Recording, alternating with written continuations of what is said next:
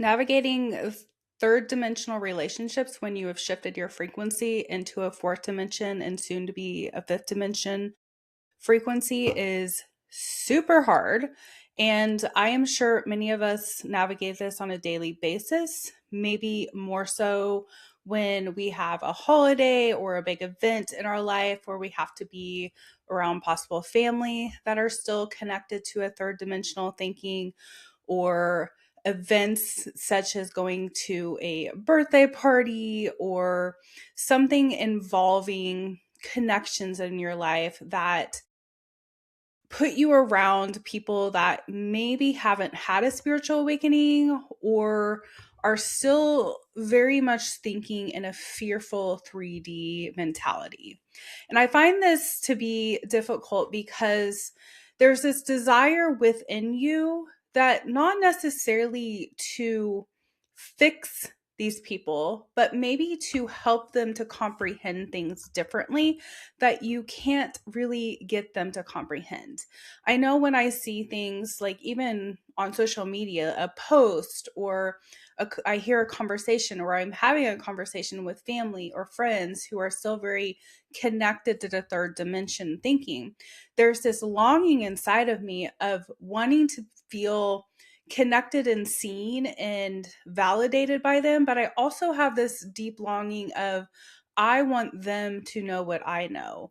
I want them to have the experiences that I have experienced, because it's both liberating and difficult to be awakened. But there's more to life than what the third dimension keeps our focus on. So when you've shifted your perspective, you don't just look at things from the like parallel version of life. You have a bigger, broader perspective of events and things in your life that bring awareness to, oh, this is happening because of this, or this is a part of the ascension, or this is a part of attempting to put humanity in alignment with another higher version of themselves so that we can ascend, or this is an ascension symptom that we are seeing taking place around us in the public or in the collective energy.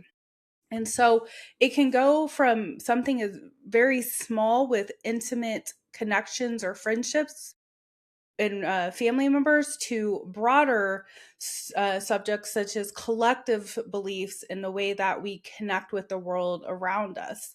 And navigating this is something every single awakened person has to do. There's not a way to get out of this. So if you are a human, you're going to have the, we'll say, obstacle of understanding you reside in a different frequency than someone else. Now, this has probably taken place your whole entire life. And I want you to take a moment to look back and just think back to prior to your own spiritual awakening, prior to you coming into the awareness and understanding of where you are now. And it's very likely, if you allow yourself to go there, that you can look back and you can see that there could have been someone in your life that was awakened, that could have been communicating something to you that you were unable to comprehend at the time. Or in your mindset, you had a very limited understanding and could not relate, you could not agree, you couldn't grasp onto what they were saying. I know for myself, before I had my awakening, I was around friends that were not necessarily awakened, but they would have these perspectives that I didn't have at the time because of my limited, very restricted thoughts that were based on my religion and how I related with the world.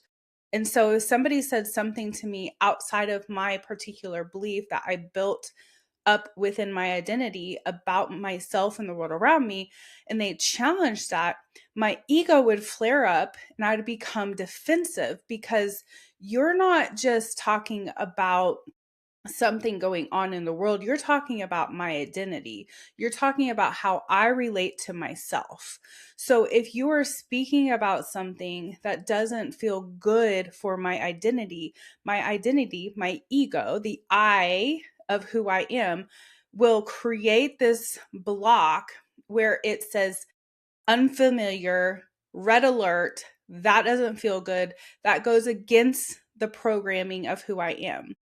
So if you even look at this as if you are programmed like a computer or a game that has little viruses within itself that you don't know are viruses, you just assume this is a part of who I am. I have this belief, I have this thought, I have this identity. And when something comes in to clear it or to challenge it, it fights back because it sees it as an intruder. This thought, this belief, this thing injecting itself into my identity is intruding me and my reality of how I see myself in the world around me. So it doesn't matter where you are on your ascension journey, you're likely still going to have these things that pop up for you because on every level of our awakening, our ego is being challenged with different intruders that are kind of trying to break down the mentality that our ego has created to keep us safe. And so, as we navigate these 3D relationships and we reside at a higher frequency, we're going to come up against people that don't have capacity to understand us, but also understand by them not understanding you, this challenges your ego to continue to grow and heal. So, what we have to do is we have to recognize where's the story I've created about myself in this situation. If I'm sharing with a family member or a friend something really excited that happened, maybe I did some deep healing work, maybe I had an experience that I went to that was life transforming, maybe I bought a new crystal and I'm excited to share the energy of this crystal with someone and they make fun of me because, oh, that's just a rock. Why do you think that crystal has power? Like you're giving your power to something. Well, on your end, you understand I'm not giving my power to something. I am enhancing my power by using this as a tool. So in religion and in the programming of the human mind, we give our power to things that we think make our lives better. That's religion. That's an identity that or a role that you play. It could even be being a parent. It could be being a friend to someone. It could be your job or the title that you hold on to in the world that makes you feel value and worth. And the reality of it is, as soon as these things get broken apart, the roles, the play, you might say, that we have been in, once the play no longer is giving us a storyline, we have to navigate, who am I without this? Where is the new story that I create? So what we do in these moments is we recognize what is coming up in me and how can I allow this to teach me more about myself. A lot of times we want to project onto the world around us, like, you don't understand me, you're criticizing me, you're pushing me away, you're making me feel a certain way. But what we don't realize is that nothing on the outside of us can make us think or feel a certain way. We allow ourselves to think and feel certain ways based on how we perceive and the projection of ourselves that we put into the storyline of what is taking place outside of ourselves. So, this is not to say that there aren't bad things that do happen in our lives. There, of course, are negative things and experiences. But what I want you to understand is negative experiences that we have in our life are events that take place and then pass. And in case you've had this experience, when I was younger in my 20s, I had a bad car accident. And in the car accident, I developed thoughts around car accidents. So that car accident was a one moment thing. It happened within a 5-minute period of time. But what continues is my feelings around that accident. So this is what PTSD is. This is the continued post-traumatic stress disorders that get created around events. So it's not necessarily the event that I hold on to, it's the frequency that was created because of the event. And this can happen with every little thing in our life. Even for me being abused as a child, in that abuse, it was horrid. Should not have happened. But the event happened. The event is over. What is left behind is the frequency, is the emotion and feeling that I hold on to because of the event. And because I hold on to this frequency of the event takes hold of me and has control over me. And therefore, I replay the event in my energy and in my mind because I am creating my identity around the event and what happened instead of recognizing that that event caused the emotions that I now feel that are or what I identify with. So, how do we navigate through this? We feel it. Just as I was explaining, the event is not what controls us, it's the feelings of the event. So, how do you overcome something? You feel what the experience had you feeling. So, in a relationship, in a conversation, in a moment where you are feeling triggered or someone is feeling triggered by you, because really, if you're feeling triggered, it's likely there's something going on that is causing the triggering. You lean into it, not necessarily in the moment. You don't stop the conversation and say, hey, I need to feel what you're causing me to feel. But you acknowledge and say, okay, in this moment, I am starting to feel shame. I am starting to feel misunderstood. I am starting to feel that I'm creating a storyline around this event that is causing me to create an emotion or a feeling that I need to acknowledge and feel. And then when you get a moment, you allow yourself to notice, I felt this in this moment. This event, this conversation, this scenario caused me to feel this. And instead of pushing the emotion away, you welcome it. You invite it to come deeper in. I know this sounds completely of opposite of what we have been taught, especially if you spend any time in the mental health field, which I worked in for many years. One of the main things that we would teach in mental health was coping skills. Instead of feeling this, let's use something to cover this up so I don't have to feel how hard this is. But the lack of feeling is what causes more feelings. So we go into the storylines and we allow ourselves to feel, this made me feel unseen. This made me feel unloved. This made me feel out of alignment. This made me feel judged. This made me feel like I'm too much. This made me feel like I'm not enough. This made me feel like an imposter. This made me feel like I don't fit or I don't belong. And the truth of it is, all those are just frequencies of the third dimension, feelings that we pull into our experience as protective mechanisms that keep us pushing away love, pushing away something that could hurt us. So, what we do is we acknowledge, wow, this made me feel really bad in that moment.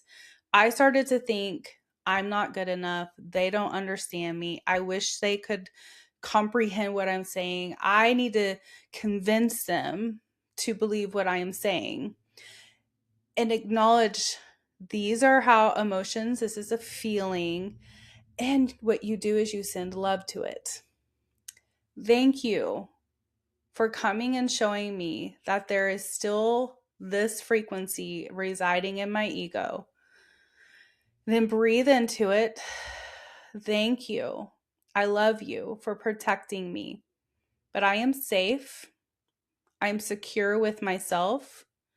And I don't need this storyline to protect me anymore. It doesn't mean that you change the other person. It doesn't mean that you have to go back and change the event. You don't even have to go and explain yourself to this person. I think a lot of times our ego wants to fill the void of discomfort by texting or explaining. I know I used to be like this very much so. Like if I felt uncomfortable or if I felt like something was out of alignment with somebody, like I just had an experience a week ago where I felt someone projecting this judgment towards me or this resentment or anger, or I'm not sure what it was, because I did feel like I did a good job of not allowing that to come in and create a story for me. But as I noticed it, I didn't try to rescue that person or myself from the situation. I acknowledged this is taking place. This is a fear that is projected out of them towards me, but I don't have to hold on to this fear and make this my story. So I am not going to go and fix and rescue this person from their own energy. I'm going to stay in my power, and I'm going to remember that this is their experience and I get to have my own experience. When in the past, when I would feel this kind of energy coming towards somebody, I would quickly go and be like, oh my gosh, what did I do? Are you mad at me? Did I say something? Did I do something? The reality of it is I probably did say or do something that they proceeded to project back to me as something they pulled in as negative. But there was not a negative thing I projected towards them. And I knew that. I knew there wasn't anything that I had done to hurt this person. So instead of creating a story around myself that I have done something to hurt this person, I allowed myself to feel the kind of uncomfortableness of this person may be angry with me, but I'm going to allow them to be angry with me because I am not responsible for them in their anger. I'm responsible for how I stay in love, how I stay in this ability to perceive myself as loving. And I just am going to show up in my most full, authentic self, no matter what. And sometimes my full, most authentic self is has ego problems. Sometimes I do something that I need to apologize for. And in those moments, I'm not going to feel ashamed for the event that I need to correct. It just means that I honor the truth and what is happening in the moment instead of creating a storyline around it of, oh, I'm bad. I've done something to upset them. I need to correct this or fix this. I allowed it to be what it was. I allowed them to hold their energy while I held my energy. And eventually it just left.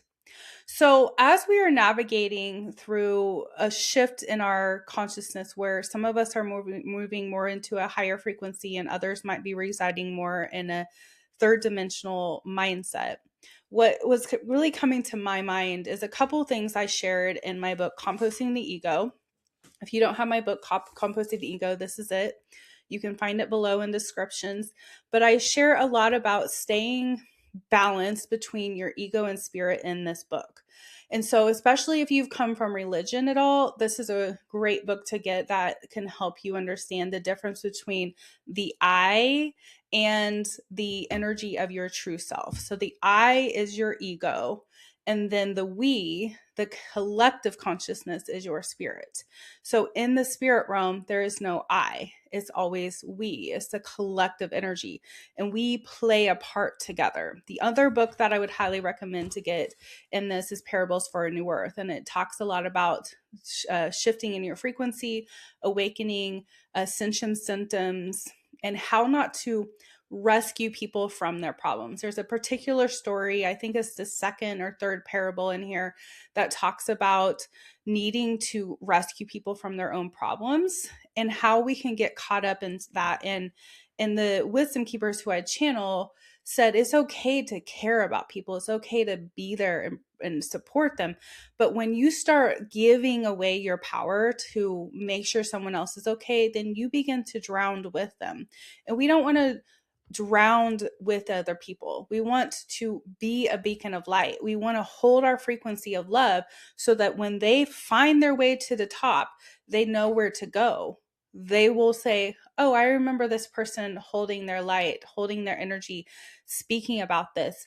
They will be able to help me. And I've seen this happen over and over in my life, you guys. Like, I left behind many things. I lost all my friends when I had my awakening because it just no longer aligned with me. But many of them are coming back into my life asking me for help because they knew at the time that something had shifted in me and we weren't aligned anymore. And so I just continued on my journey, and those who were meant to be in my life returned. So we have to be okay with understanding that everybody's life and journey might take different roads. But I do believe that if somebody's meant to be in your life, they will always find their way back. The other thing that has been coming to my mind is in the tarot, there's a card called a temperance card. So this is a major arcana card, and this isn't a tarot lesson, but this is the temperance card. And you will see in the temperance card that this woman has a foot in the water and on the land. So this represents both the spirit aspect and the human aspect of us, and finding balance in that and understanding that this experience has duality in it, and we have to be okay with that. Here's another version of the temperance card. I really like this one as well. This is from the light seekers. So you will see that represents a yin and yang, the light and darkness. So there's always going to be a challenge within a human experience, even in an ascended experience, because what's the point of being here if we're not going to have something to teach us, right? We might as well just go back to spirit.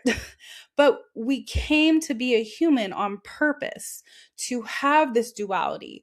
So in these moments where we feel the contrast, when we have an experience with someone, when somebody is not aligned with us, where we're being challenged, or someone can't see us, and I'm starting to feel like I'm too much, or I'm not enough, or I've outgrown this conversation, or this environment is no longer for me, acknowledge it.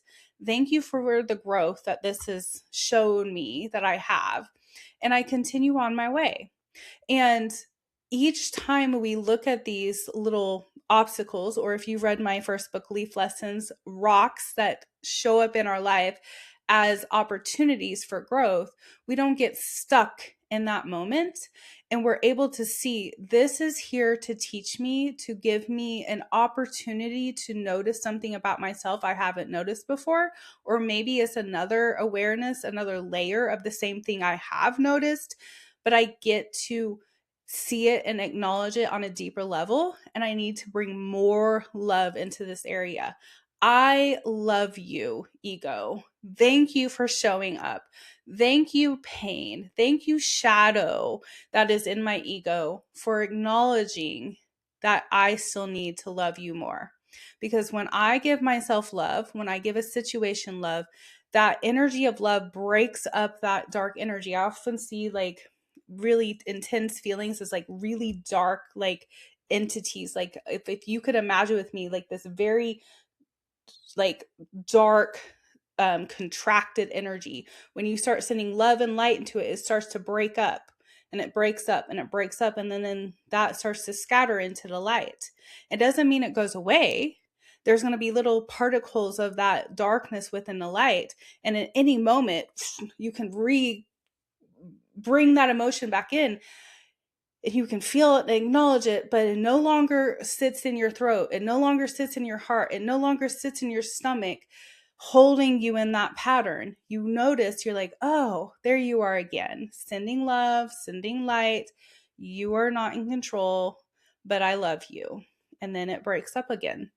And then the story, the feeling from the event no longer pulls you back into that experience and no longer rules your patterns, behaviors, and interactions. And when you continue to walk this path of alignment, then you start to attract those around you that can see you in the new energy. And so allow yourself to look towards where you're going more often than where you have left behind. I hope this has been helpful for you. If you have any questions or if this is something you would like to work on, feel free to schedule a session with me, whether that's just one session or if you want to join my Ascension membership where you can meet with me bi-weekly or weekly to do some deeper energetic work. I would love to support you in that as well. But this is something we all are going to be navigating. And I think it's good to be aware that there's nothing wrong with you. It is just part of the experience. And what a beautiful experience we get to have as a human. Until we meet again, I wish you the best day, night, evening, whatever time it is for you. I send you all the universal love. Namaste.